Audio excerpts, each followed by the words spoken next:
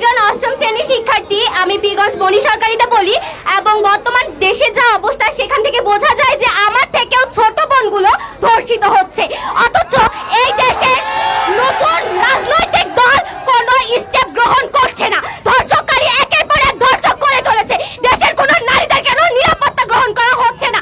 দেশের মধ্যে নারীদের কেন নিরাপত্তা দেওয়া হচ্ছে না?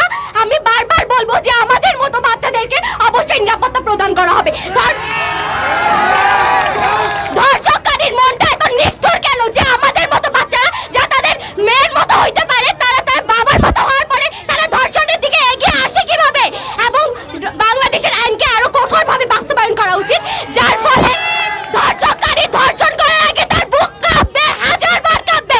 কারণ একজন নারীকে কতটা কষ্ট করে বাঁচে থাকতে হয়, সমাজের সাথে লড়াই করতে হয়, তা সেই ধর্ষককারী জানে না। আর যদি জানতো তাহলে সেই নারীকে ধর্ষণ করা তো দূরের কথা, তার পাশ দিয়ে হেঁটে যেতে তার বুক কাঁপতো।